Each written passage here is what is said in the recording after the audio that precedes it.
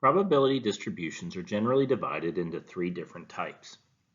Discrete distributions describe cases in which a random variable can only have separate and discrete values, values that are countable, like the probability distribution of a coin flip, heads or tails, or the roll of a die, 1 through 6. Continuous distributions describe cases in which the random variable can have any value within a certain range, like those that describe our no-rule probability estimates. Mixed distributions, as the name implies, are part discrete and part continuous.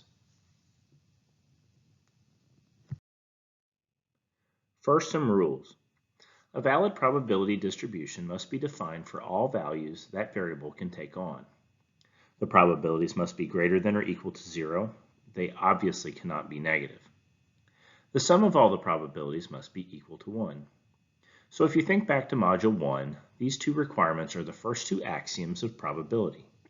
All probabilities are positive real numbers, and the combined probability of the outcomes must equal 1. Here's an example of a discrete probability distribution shown in a couple different forms. The top plot is a probability mass function, and it gives a probability that a discrete random variable is exactly equal to some value. The bottom plot is a cumulative form of the distribution. We can use these plots to obtain the probabilities for the conditions in the bulleted list to the left. The first three are easy to read off the probability mass function. The probability that x is equal to 0 is equal to 0.1. The probability that x is greater than 4 in this instance can only be when x equals 5, so it is also 0.1. And the probability that x is greater than or equal to 4 is equal to the probability that x equals 4 plus the probability that x equals 5. So it is 0.1 plus 0.1, which equals 0.2. From the cumulative plot, we can easily read off the probability of x being less than or equal to 2. The cumulative probability at 2 is equal to 0.6, so the probability of x being less than or equal to 2 is also 0.6. The probability that x is greater than 0 but less than or equal to 4 is equal to the cumulative probability up to and including x equals 4, which is 0.9, minus the 0.1 probability at x equals 0. So we get 0.9 minus 0.1, which is 0.8. Then for the last one, the cumulative probability up to and including x equals 4 is 0.9.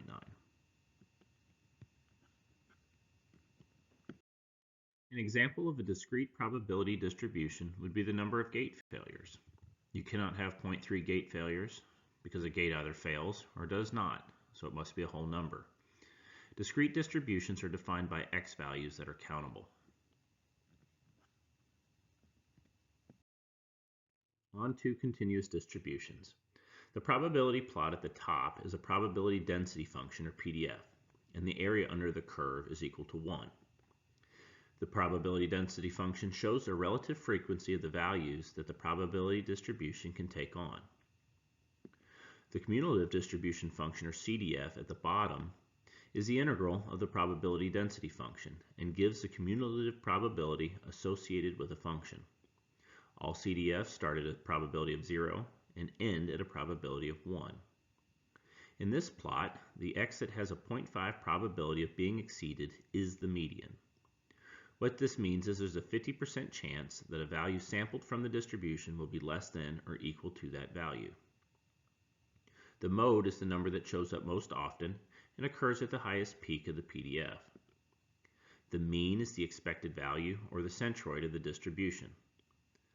The best estimate in a risk analysis should always be the mean estimate. Keep in mind, because the PDF is symmetrical like shown here, the mean, median, and the mode will be equal.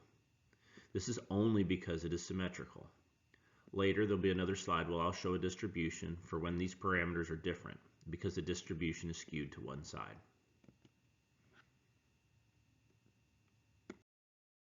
An example of a CDF, or non-exceedance distribution, is a gradation curve. The particle size of a soil is plotted against the percent finer by weight. For the same probability density function, an exceedance distribution, or a complementary cumulative probability distribution function, can be developed. Its equation is 1 minus the CDF, 1 minus the integral that's shown here on the slide. Flood and seismic hazard curves are both examples of an exceedance distribution. Here is an example of a stage frequency curve. If you rotate it clockwise, making the x-axis the new y-axis, its shape matches that of the complementary cumulative distribution function plot on the previous slide.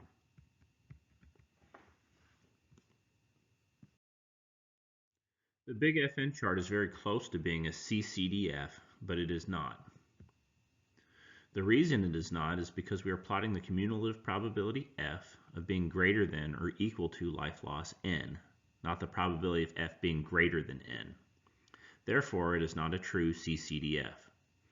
It is probably better described as a mixed distribution, which I'll talk about next, since there's a discrete probability of zero life loss, not plotted because of the log scale, and a continuous probability of life loss greater than zero.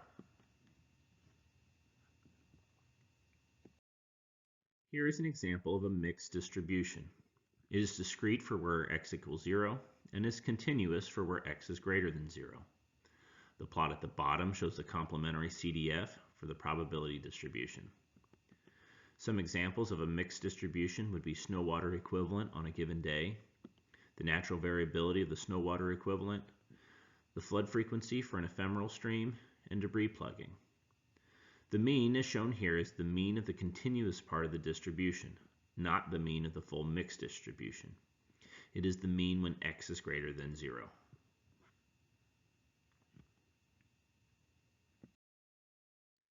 We can also have a joint or bivariate distribution that is a function of more than one variable. Joint distributions can be either discrete or continuous.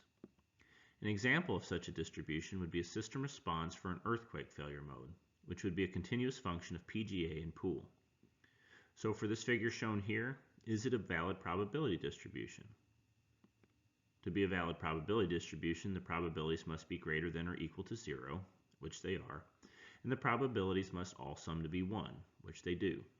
So it is a valid probability distribution.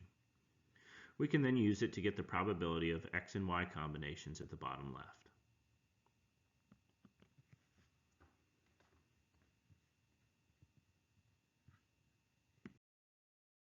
In terms of specific probability distributions, there are a fair number of them that are available to help us describe random variables.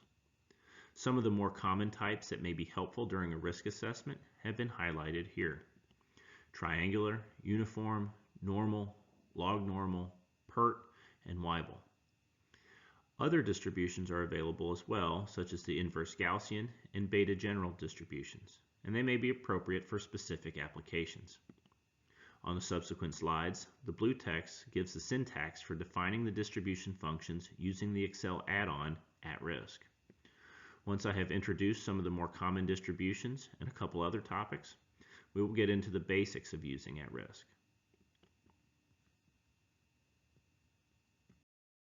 The normal distribution is a two-parameter continuous distribution defined by a mean and a variance, or the standard deviation. The variance measures how far a set of numbers is spread out from their average value, and the standard deviation is the square root of the variance. The PDF and its equation is shown on the left, and the CDF with its equation is shown on the right. This will be the format for the other distributions as well.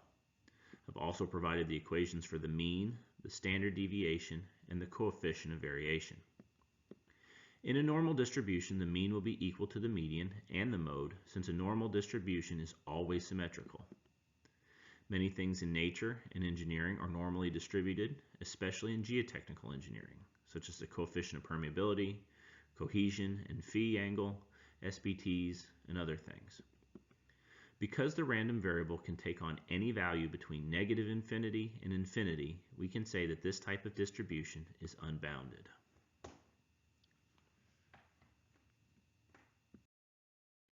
This figure shows the area under a normal distribution curve that corresponds to 2, 4, 5, and 6 standard deviations. 2 standard deviations covers approximately 68% of the area beneath the curve. 4 standard deviations covers about 95% of the area under the curve. 5 standard deviations is over 98%, and 6 standard deviations is 99.7%. There are a set of rules that can be used to estimate the standard deviation. The rules are based on our confidence in estimating the upper and lower limits of the data range that represents the random variable. If there is 100% confidence in estimating the upper and lower limits of the random variable, use the 6 sigma rule to estimate the standard deviation. We would take the largest value, subtract from it the smallest value, and then divide by 6. If there's a 99% confidence in estimating the upper and lower limits of the random variable, we could use the 5 sigma rule. Likewise, for 95% confidence in estimating the range of the random variable, use the 4 sigma rule.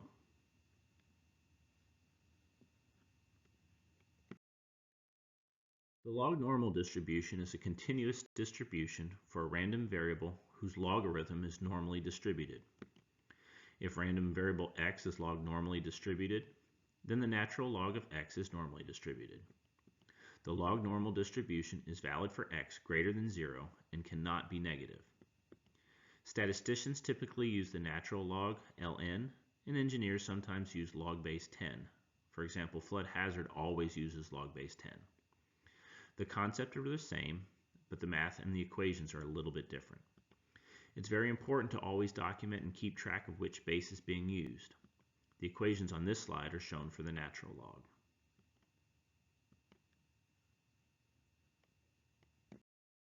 Log normal distributions are used with reliability analyses. We will step through how to do one of those a little later in the presentation.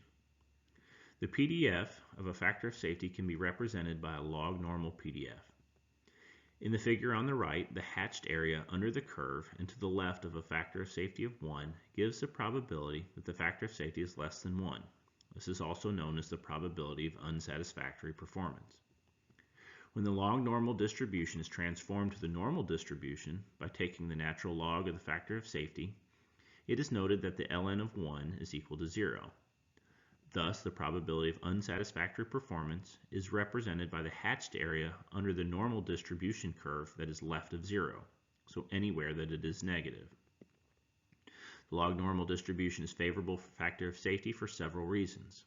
First, a log normal function will never be negative, just like the factor of safety will never be negative. Second, the product of several variables will be log normally distributed, which will lead us into the next slide. Physical quantities that result from a summation of many independent processes have distributions that are approximately normal. Physical quantities that result from a product of many independent processes have distributions that are approximately log normal.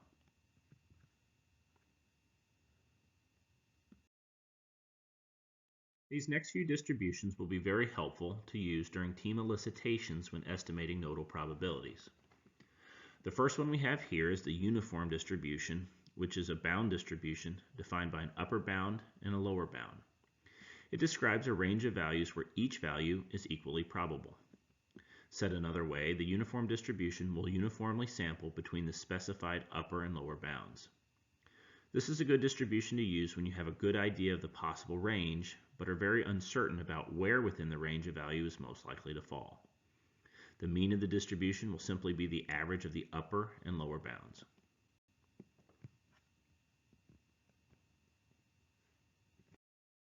A triangular distribution is defined by a lower bound, an upper bound, and a most likely value. For this distribution, the mean is equally sensitive to each parameter and will be equal to the average of those three values. This distribution has no theoretical basis, but it derives its statistical properties from its geometry. It is popular during team elicitations because of its simplicity and versatility, along with the intuitive nature of its defining parameters. It should be noted that the triangle shape will usually overemphasize the tails and underemphasize the shoulders of the distribution in comparison with other more natural distributions, which I'll demonstrate a few slides from now. A best estimate probability should never be taken as the most likely value of a triangular distribution. It should be the mean. The mode and the mean will only be equal in the special case where the triangle is symmetrical.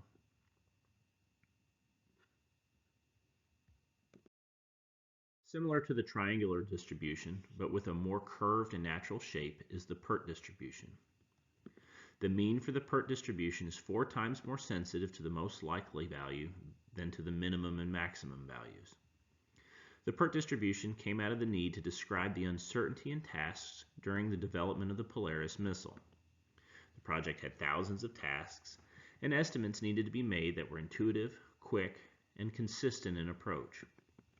The 4-parameter beta distribution was used, and they made the decision to constrain the distribution so that its mean would be equal to the min plus 4 times the mode plus the max, all divided by 6. This was an approximation to their decision that the distribution should have a standard deviation of 1/6 its range, which would be the Six Sigma rule that we talked about earlier. So when estimating for a PERT distribution, you'll want to take care to estimate the largest and smallest possible values. Assuming that many real-world phenomena are normally distributed, one advantage of the PERT distribution is that it produces a curve similar to the normal curve in shape, which can be generated without knowing the precise parameters of the related normal curve, so it can make the estimation process a bit easier. Lastly, similar to the triangular distribution, the mode will not be equal to the mean, except in special cases. Comparing the triangular and PERT distributions, for a triangular distribution, the mean is equally sensitive to each parameter and will give more weight to the tails of the distribution and less weight to the shoulders, in comparison to the more natural distributions.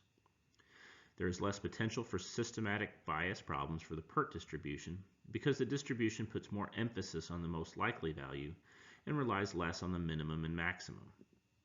The mean will not be overinflated when the maximum of the distribution is very large. With regards to an elicitation, the more confidence you have in the most likely value, the more you may want to lean towards the PERT distribution, but you will want to take care to estimate the largest and smallest values possible. The less confident you are in the most likely value, the more you may want to consider a triangular distribution. Here's what I was getting at when I mentioned the tails and shoulders of the distributions. As you can see from the PERT distribution in red and the triangular distribution in green, the triangular distribution gives more weight to the upper end tail, while the PERT distribution gives more weight to the shoulders because it is weighted more towards the most likely value. This is not to say one distribution will always be better than the other. The point is to illustrate the differences between these distributions so you can better understand what each does when you're choosing a distribution.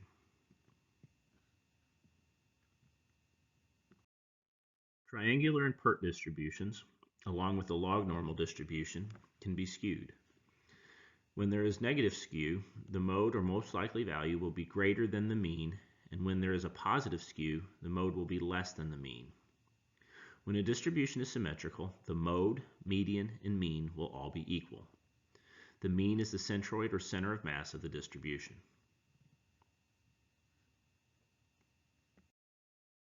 So how do we choose a distribution? These 5 questions can be used as a guide. What distribution provides the best fit? What distribution should be expected? What distributions have fit well in similar situations? What do the elicitors think? Does it even matter? Let's expand a little bit on the second to last question about what elicitors think and talk briefly about subjective probability estimates. Most of you are probably familiar with the verbal probability mapping scheme that is presented in best practices. Something that is likely is assigned a probability of 0.9, something that is unlikely, a probability of 0.1, very unlikely, a probability of 0.01, and virtually impossible, a probability of 0.001. If we were to plot these probabilities on a number line using a linear scale, you can see how the lower probabilities of the table are clustered together on one side, and you can see how the higher probabilities are clustered on the other side. If you plot it on a log scale, you'll see how the lower end starts to spread out more, with very unlikely halfway between virtually impossible and unlikely. Then lastly, if we plot it on a probability scale, they are much more evenly spaced.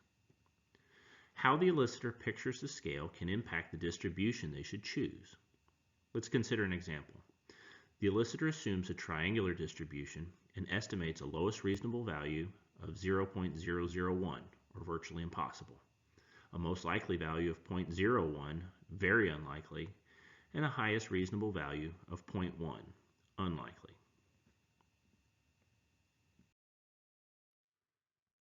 When plotted on a linear scale, the PDF will look like this. The distribution is skewed to the left, and the mean will be almost 4 times higher than the mode. You can see how the higher probabilities represent a greater area of the distribution, which means they will be sampled more frequently. Was a skewed distribution really what the elicitor had in mind? If instead we use the log of the elicited probabilities to define the triangular distribution, it becomes symmetrical. Is this reasonable? Would the elicitors expect very unlikely to be exactly in the middle between virtually impossible and unlikely? They would if they were thinking in orders of magnitude. Maybe they were, maybe they were not. Because of the log transformation and the order of operations, despite having the appearance of a symmetrical distribution, the mean will not be equal to 0.01. It'll be close, but not quite. If we were to calculate the mean of the log of the probabilities, then it would be equal to 0.01, but we need to calculate the mean probability, which is a little different and a little higher. Lastly, here's what it would look like if we use the standard normal variate of the probabilities to define the distribution. This time the distribution is skewed to the left, but only slightly, and gives a very similar appearance to the log triangular distribution. Is this what the elicitor had in mind? I doubt most people would think in terms of probability scale, but maybe. If we plot the distributions of each PDF together with the same scale, you can see the difference. You can see how the triangular distribution, defined by the untransformed probabilities, gives more weight to the higher probabilities and less weight to the lower values that we may be forced to consider when estimating probabilities. You will also notice that the mean is the highest for this distribution, the one shown in blue. The triangle distributions defined by the log of the probabilities and the standard normal variate of the probabilities result in very similar PDFs, with the log version resulting in the lowest mean, but only by a small amount.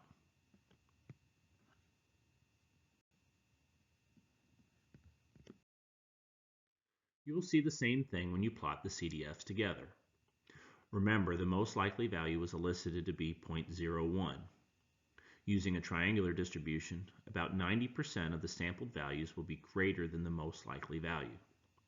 Maybe that's representative of what the elicitors were thinking. Maybe it isn't. For the log triangular and Z triangular, that changes to roughly 50% and almost 60%. Maybe that's representative of what the elicitors were thinking. This is not to say that one distribution is better than the other, but the elicitors need to be aware of what the selected distribution looks like and what it is doing. The team needs to pick one that best represents their understanding of what they just elicited. Because of this, it's always a good idea to plot the distribution to make sure that it makes sense. Moving on and into confidence intervals. We can also describe the uncertainty associated with a random variable using confidence intervals. The confidence interval for a specified degree of confidence can be calculated as the area under the PDF for the interval multiplied by 100 to get it in the form of a percentage. Confidence intervals are typically reported based on equal tail probabilities. A confidence interval of 90% would typically be calculated based on an upper confidence limit of 95% and a lower confidence limit of 5%, where 95% minus 5% equals 90%.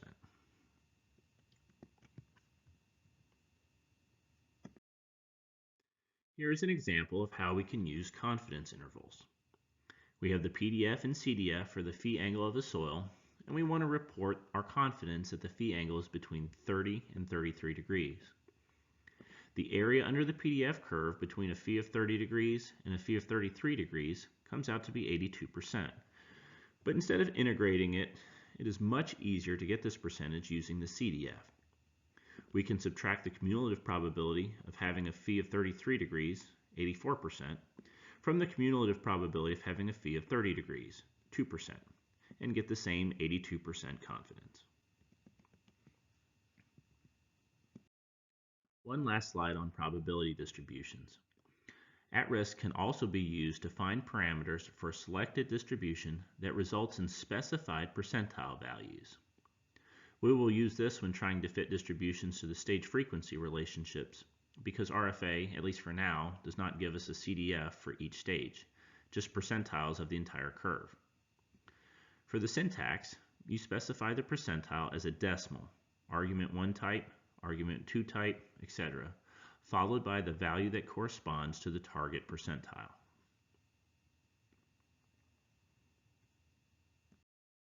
For example, if I wanted to define a triangular distribution with a 5th percentile of 0.15, a 50th percentile of 0.45, and a 95th percentile of 0.7, the formula would be as shown here in blue. As you can see from the CDF that overlies the PDF, everything works as intended. The 5th percentile is 0.15, the 50th percentile is 0.45, and the 95th percentile is 0.7.